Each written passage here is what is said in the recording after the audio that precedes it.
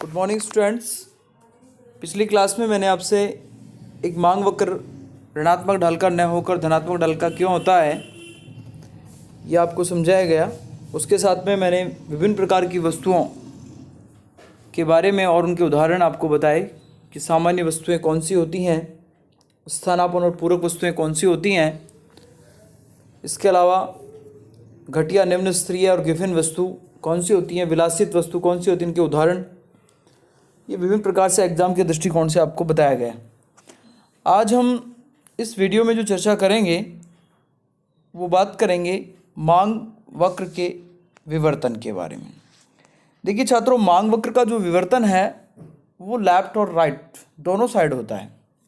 कभी मांग वक्र राइट साइड विवर्तित हो जाता है, कभी लेफ्ट साइड विवर्तित हो जाता है।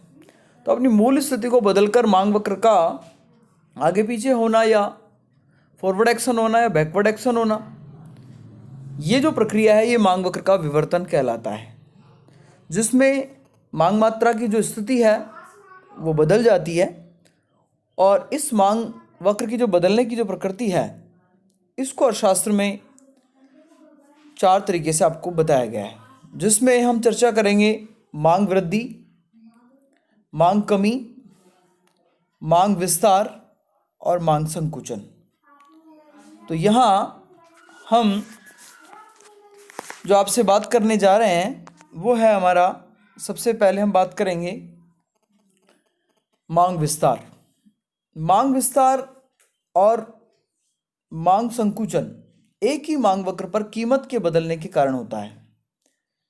जब कीमत बढ़ जाती है जिसके कारण मांग मात्रा में जो कमी होगी वो मांग संकुचन कहलाएगा, और जब कीमत घट जाती है जिसके कारण मांग मात्रा में जो वृद्धि होती है उसे मांग विस्तार कहा गया है।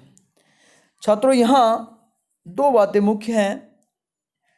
एक स्थिति में तो केवल कीमत में बदलाव आता है और अन्य बातें स्थिर रहती हैं। अन्य बातों पर मैं चर्चा आपसे पहले भी कर चुका हूँ, जिसमें उपभोक्ता की आय, संबंधित वस्तुओं की कीमतें, बाजार का आकार, जनसंख्या का आकार, रीति रिवाज, फैशन, जलवायु, मौसम, ये सारी बातें जो हैं अन्य बातों में आती हैं। तो अन्य बातें बदलने से मांग वक्र अपनी मूल स्थिति को छोड़कर अप डाउन होता है, या अन्य बातें कांस्टेंट रहें तो फिर कीमत के परिवर्तन के प्रभाव को देखा जाता है। तो यहाँ 2 बातों पर आपको अंतर करना होगा कि जब स्थिर मांग वक्र पर कीमत में परिवर्तन, जिसमें कीमत बढ़ सकती है, कीमत घट सकती है, तो जब कीमत घटती है स्थिर मांग वक्र पर, जब कीमत घटती है जिसके कारण मांग मात्रा में जो वृद्धि होगी उसे मांग विस्तार कहा गया है। इसमें अन्य बातें स्थिर हैं, इसलिए मांग वक्र में कोई बदलाव नहीं आ रहा, केवल कीमत बदल रही है और उस बदली हुई कीमत पर मांग मात्रा बढ़ रही है। इसे मांग विस्तार कहा गया है। देखिए छात्रों, स्लाइड में आपको बिंदु 1 में मांग विस्तार बताया गया है, और मांग विस्तार जो है उसको रेखाचित्र के माध्यम से भी समझाया गया है। रेखाचित्र के माध्यम से भी समझाया गया है। अब उसमें आप देखिएगा, अन्य बातों के यथावत रहते हुए जब कीमत में कमी होने से मांग मात्रा में होने वाली वृद्धि, अर्थात एक ही मांग वक्र पर कीमत का कम होना जिसके कारण मांग मात्रा में होने वाली वृद्धि मांग विस्तार कहलाती है। तो इसमें विशेष बात ये निकल कर आ रही है कि एक ही मांग वक्र पर कीमत कम होने से मांग मात्रा बढ़ेगी तो उसे मांग विस्तार कहा जाएगा, और उसी मांग वक्र पर जब कीमत घटेगी, कीमत बढ़ जाएगी जिससे मांग मात्रा में कमी होगी, उसे मांग संकुचन कहा जाएगा। छात्रों, पहले बिंदु में जो डायग्राम बनाया गया है उसको आप थोड़ा गौर से देखिएगा। इसमें ओ वाई अक्ष पर प्राइस को लिया गया है, कीमत को लिया गया है, और ओ एक्स अक्ष पर मात्रा को लिया गया है। डी डी उपभोक्ता का मांग वक्र है।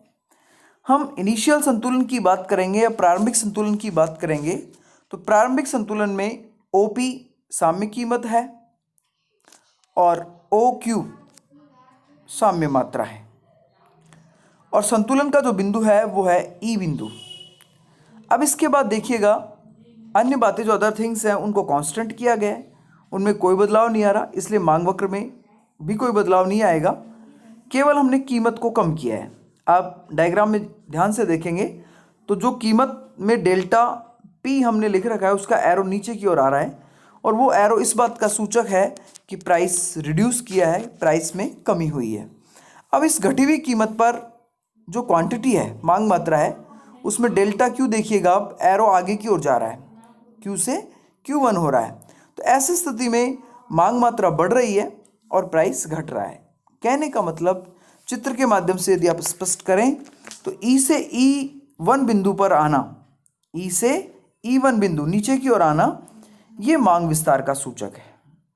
तो मांग विस्तार किसे कहेंगे छात्रों? तो आप इसको केवल 2 लाइन में क्लियर करेंगे कि अन्य बातों के यथावत रहते हुए जब कीमत में कमी होती है तो मांग मात्रा का बढ़ना मांग विस्तार कहलाता है, या एक ही मांग वक्र पर कीमत का घटना जिसके कारण मांग मात्रा का बढ़ना मांग विस्तार कहलाता है। दूसरा जो बिंदु है स्लाइड में वो है मांग संकुचन। मांग संकुचन का मतलब होता है, संकुचन का मतलब होता है किसी मूल स्थिति में कमी आना, जो उसकी प्रारंभिक स्थिति है उसमें सिकुड़न आना है, कमी आना। विस्तार में फैलाव होता है, आगे की ओर बढ़ता है, संकुचन में वो पीछे की ओर आता है, घटता है, कमी आती है उसमें। तो यहाँ जो विस्तार है उसका जस्ट अपोजिट आपको करना है कि विस्तार में तो कीमत को हमने कम किया है जिससे मांग मात्रा बढ़ा है, संकुचन में प्राइस बढ़ेगा जिसके कारण मांग मात्रा क्या हो जाएगा, कम हो जाएगा। तो छात्रों यहाँ भी अन्य बातें जो है वो यथावत रहती हैं, या फिर यूँ कह सकते हैं उसी मांग वक्र पर कीमत के बढ़ने के कारण मांग मात्रा का घटना मांग संकुचन कहलाता है। स्लाइड में आप देखिएगा क्लियर लिखा हुआ है, अन्य बातों के यथावत रहते हुए जब वस्तु की कीमत में वृद्धि होने से। तो यहाँ वस्तु की कीमत बढ़ रही है, वस्तु की कीमत में वृद्धि होने से मांग मात्रा में होने वाली कमी, अर्थात एक ही मांग वक्र पर कीमत में वृद्धि होने से मांग मात्रा में होने वाली कमी को मांग संकुचन कहा गया है। अब इसमें चित्र में आप देखिएगा, चित्र में भी आपको स्पष्ट किया गया है कि OX अक्ष पर क्वांटिटी को लिया गया है, OY अक्ष पर प्राइस को लिया गया है। यहाँ इनिशियल यदि हम इक्विलिब्रियम की बात करें, संतुलन की बात करेंगे, तो OP साम्य कीमत है और OQ साम्य मांग मात्रा है। अब देखिए छात्रों, यहाँ कीमत को हमने OP से बढ़ाकर OP1 किया है, कीमत बढ़ गई है जिसके कारण जो क्वांटिटी है वो रिड्यूस हो रहा है, घट रहा है, और इसमें रिवर्स एरो दिखाया गया है, Q से Q1 की ओर उल्टा एरो आ रहा है। इसका मतलब मांग मात्रा में क्या हो रही है, कमी।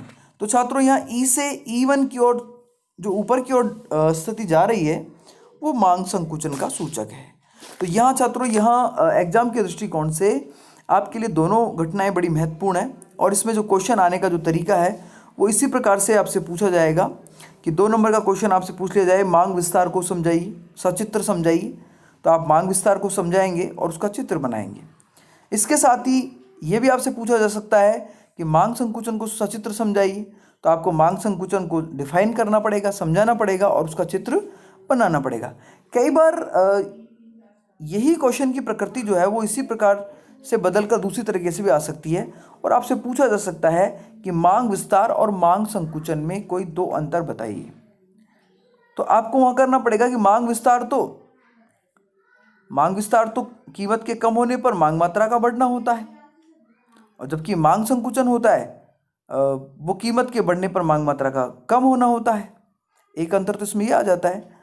और दोनों जो मांग विस्तार और मांग संकुचन है वो स्थिर मांग वक्र पर ही होते हैं। मतलब मांग संकुचन में तो मांग मात्रा घटती है, संकुचित होती है, कम होती है, और मांग विस्तार में मांग मात्रा बढ़ती है। एक में कीमत के घटने का प्रभाव है, एक में कीमत के बढ़ने का प्रभाव है। तो इस प्रकार से आप 3-4 प्रश्न यहाँ से बन सकते हैं जिनको आप चित्र के माध्यम से आप अच्छे तरीके से इसको समझा सकते हैं। इसके बाद अगली स्लाइड आप देखिएगा, तीसरा जो हमारा शिफ्टिंग ऑफ डिमांड है, मांग वक्र का जो विवर्तन है उसको मांग वृद्धि और चौथे नंबर पर मांग कमी के तौर पर समझाया गया है। देखिए छात्रों, यहाँ जो मांग विस्तार है वो मांग वृद्धि जैसा ही आपको प्रतीत हो रहा होगा, ऐसा लग रहा होगा, लेकिन इनमें दोनों में अंतर है। उसी प्रकार जो मांग संकुचन है वो मांग कमी जैसा आपको लग रहा होगा, लेकिन यहाँ भी आंशिक तौर पर हम अंतर करेंगे कि जो मांग संकुचन है वो मांग कमी नहीं है, जो मांग वृद्धि है वो मांग विस्तार नहीं हो सकता। तो मुख्य रूप से जो अंतर निकल कर आएगा वो यही निकल कर आएगा कि मांग विस्तार और मांग संकुचन एक ही मांग वक्र पर कीमत के बढ़ने और घटने से होते हैं, जबकि मांग वृद्धि में क्या होता है कि कीमत स्थिर रहेगी। मांग वृद्धि और मांग कमी जो है उसमें कीमत स्थिर रहेगी और मांग वक्र जो है वो अपवर्ड साइड शिफ्टिंग और डाउनवर्ड साइड शिफ्टिंग होगा। तो कहने को हम ये कह सकते हैं कि मांग विस्तार और मांग संकुचन में अन्य बातों को यथावत रखा गया था, केवल कीमत का परिवर्तन हम कर रहे थे। और मांग वृद्धि और मांग संकुचन में कीमत स्थिर रहेगा और अन्य बातें बदलेंगी, और जब अन्य बातें बदलेंगी तो निश्चित तौर पर मांग वक्र जो है वो अपवर्ड साइड शिफ्टिंग या डाउनवर्ड शिफ्टिंग होगा। तो छात्रों यहाँ मांग वृद्धि को आप समझिएगा। मांग वृद्धि का मतलब होता है कि स्थिर कीमत पर मांग वक्र का आगे की ओर विवर्तन होना। स्थिर कीमत पर मांग वक्र का आगे की ओर विवर्तन होना, जिसके कारण मांग मात्रा का बढ़ना मांग वृद्धि कहलाता है। जैसा कि स्लाइड में भी बताया गया है, मांग को निर्धारित करने वाले कारकों में परिवर्तन होने से। तो मांग को निर्धारित करने वाले कारक कौन से हैं? अन्य बातें हैं। तो मांग को निर्धारित करने वाले कारकों में परिवर्तन होने से जब मांग वक्र ऊपर की ओर विवर्तित हो जाए, जिससे मांग मात्रा बढ़ जाए, अर्थात स्थिर कीमत पर मांग वक्र का ऊपर की ओर विवर्तन मांग मात्रा का बढ़ना मांग वृद्धि कहलाता है। स्लाइड में जो आपको डायग्राम बनाया गया है उस डायग्राम को आप गौर से देखिएगा, मांग वृद्धि को कैसे समझाया गया है इसमें। तो छात्रों यहाँ ओ एक्स अक्ष पर क्वांटिटी को लिया गया है, मांग मात्रा को लिया गया है, और ओ वाई अक्ष पर प्राइस को लिया गया है। इनिशियल जो प्राइस है, हमारी प्रारंभिक जो कीमत है वो ओपी है, और इनिशियल जो क्वांटिटी है वो हमारी ओ क्यू है, और प्रारंभिक हमारा मांग वक्र है डी डी। अब छात्रों अन्य जो निर्धारक कारक हैं या अन्य बातें हैं उनमें परिवर्तन हुआ और उन्होंने मांग मात्रा को बढ़ा दिया, जिसके कारण हमारा जो मांग वक्र है वो डी डी से बढ़कर D1 अपवर्ड साइड शिफ्टिंग हो जाता है। चित्र में देखिएगा, डी डी जो मांग वक्र है वो निर्धारक जो कारक है उनमें परिवर्तन होने से D1 हो जाता है।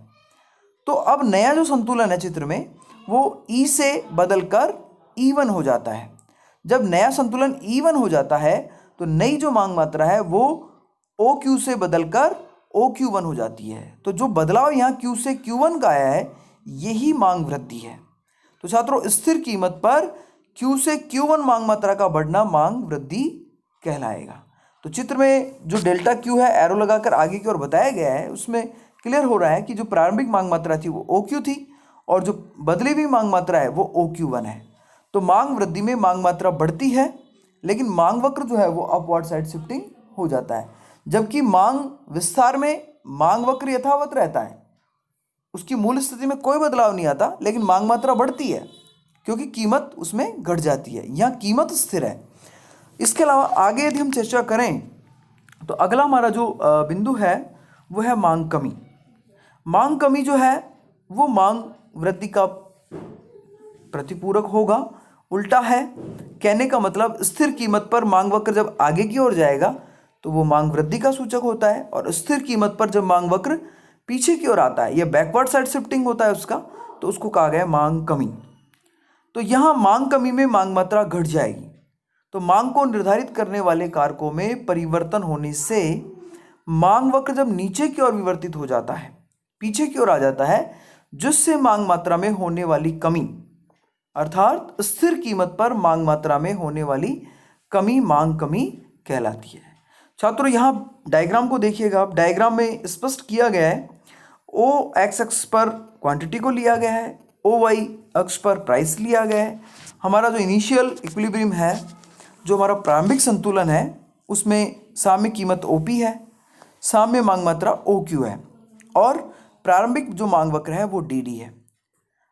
अब देखिएगा, अब इसमें प्रारंभिक जो मांग वक्र है वो DD है, लेकिन यहाँ इसमें चित्र में थोड़ा आप इसको करेक्ट कर लें, ऊपर साइड D1 किया गया है, जबकि इसमें नीचे की तरफ जो DD है उस पर आपको D1 लगाना है। थोड़ा इसमें करेक्ट कर लें आप, ये डायग्राम में थोड़ा मिस्टेक हो रहा है इसमें, तो इसको आप करेक्ट करें अपनी नोटबुक के अंदर, और आप जो ऊपर वाला D1 है उसको DD बना दें, और जो नीचे वाला DD है इसको D1 बना दें। तो जो D1 है उसको तो आप DD समझेंगे यहाँ पर, और जो DD है उसको D1 समझेंगे। तो छात्रों यहाँ प्रारंभिक जो मांग वक्र है वो DD है, और वहाँ जो साम्य की बिंदु है वो E बिंदु है। अब जो निर्धारक कारक है मांग को निर्धारित करने वाले जो कारक हैं उनमें कमी होने के कारण मांग मात्रा में ह्रास होगा, कमी होगी, जिसके कारण मांग वक्र नीचे की ओर शिफ्टिंग होगा, जो D1 D1 हो जाएगा। और हम ये भी कह सकते हैं कि जो प्रारंभिक मांग मात्रा OQ थी वो घटकर OQ1 हो जाएगी। इसमें जो एरो लगाया गया है वो रिवर्स लगाया गया है, वापस पीछे की ओर एरो आ रहा है। इसका मतलब यहाँ ये स्पष्ट हो रहा है कि स्थिर कीमत पर मांग वक्र के नीचे की ओर शिफ्टिंग होने से मांग मात्रा में होने वाली कमी मांग कमी कहलाती है। तो छात्रों, यह 4 बिंदुओं पर मैंने आपसे चर्चा की है। एक आपसे मांग विस्तार किया है। मांग विस्तार जो है वो एक ही मांग वक्र पर कीमत के घटने के कारण होता है। दूसरा मैंने आपसे चर्चा की मांग संकुचन की। तो मांग संकुचन जो है वो भी एक ही मांग वक्र पर कीमत के बढ़ने से मांग मात्रा में होने वाली कमी को प्रदर्शित करता है। उसके अलावा फिर मैंने आपसे चर्चा की मांग वृद्धि की। मांग वृद्धि में कीमत स्थिर रहती है और मांग वक्र जो है वो अपवर्ड साइड शिफ्टिंग हो जाता है, और ऊपर की ओर बदलने का कारण है अन्य बातें बदलना। जो इसको निर्धारित करने वाले कारक हैं उनमें वृद्धि होने से मांग मात्रा का बढ़ना, जिससे मांग वक्र ऊपर की तरफ शिफ्टिंग हो जाता है। इसे मांग वृद्धि के रूप में आपको बताया। इसके अलावा मांग कमी जो है इसमें कीमत स्थिर रहती है और मांग वक्र जो है वो नीचे की ओर शिफ्ट हो जाता है, जिससे मांग मात्रा में कमी हो जाती है। तो ये चारों घटनाएं एग्जाम के दृष्टिकोण से काफ़ी महत्वपूर्ण है। आपसे अलग अलग तरीके से भी क्वेश्चन इसमें पूछे जा सकते हैं कि मांग विस्तार को बताइए, मांग संकुचन को समझाइए सचित्र, मांग वृद्धि को सचित्र समझाइए, या मांग कमी को सचित्र समझाइए। या फिर आपसे 2-2 का ग्रुप बनाकर आपसे डिफरेंस भी करवाया जा सकता है कि मांग विस्तार और मांग वृद्धि में अंतर करिए।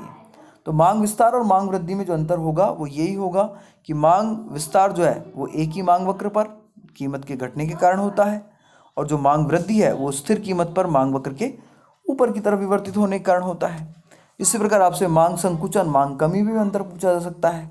तो मांग संकुचन कीमत के बढ़ने के कारण एक ही मांग वक्र पर मांग मात्रा का घटना कहलाता है, और मांग कमी जो है स्थिर कीमत पर मांग वक्र का नीचे की ओर शिफ्टिंग होना मांग कमी कहलाता है। तो ये विभिन्न प्रकार की जो इकोनॉमिक घटनाएं बन रही हैं कंज्यूमर बिहेवियर के तहत, उनको आपको अंडरस्टैंड करना होगा, समझना होगा, और समझने के बाद इनमें से अलग अलग प्रकार से क्वेश्चन आपको निकालने होंगे। विभिन्न प्रकार की जो डायग्राम आपको इसमें बनाकर दिए गए हैं उनकी आपको बार बार प्रैक्टिस करनी होगी। फिर भी छात्रों, यदि आपको किसी प्रकार की किसी बिंदु में आपको समस्या आती है तो आप बिल्कुल चर्चा करें, और आप किसी भी माध्यम से आप ERP चैनल के माध्यम से भी कर सकते हैं, आप डायरेक्ट फ़ोन नंबर के माध्यम से भी आप चर्चा कर सकते हैं। आपकी समस्याएं दूर कर दी जाएंगी। छात्रों, अगले ये जो हमारा टॉपिक था ये चौथे चैप्टर का अपना लास्ट टॉपिक है, और इस टॉपिक के बाद हमारा जो 4th चैप्टर है डिमांड एनालिसिस, मांग विश्लेषण कंज्यूमर बिहेवियर के तहत, वो यहाँ कंप्लीट होता है। अब मैं अगली जो क्लास आपसे आपकी लूँगा वो इलास्टिसिटी ऑफ डिमांड, मांग की लोच, मांग की कीमत लोच के बारे में हम चर्चा करेंगे। वो उसके बारे में आपको अगली वीडियो में विस्तार से चर्चा करूँगा। चैप्टर 4 तक मैं आपको PDF कंप्लीट दे चुका हूँ। उसका जो होमवर्क है वो आप नोटबुक में आप कंप्लीट कर लें, और जैसे ही आपको टाइम मिलता है तो आप स्कूल में आप सूचना देकर आप उस नोटबुक को चेक भी करवा सकते हैं। और यदि आप अभी नहीं करवाना चाहें तो जैसे आगे जो भी संभावित टाइम है उसमें स्कूल ओपन होंगे तब आप अपने नोटबुक चेक करवा सकते हैं। तो अब आप इसको आप अच्छे तरीके से पढ़ें, आप इसको समझें। अगली क्लास में मैं आपसे जो चर्चा करूँगा वो आपसे की जाएगी कि मांग की जो कीमत लोच है उसके बारे में आपको विस्तार से बताया जाएगा।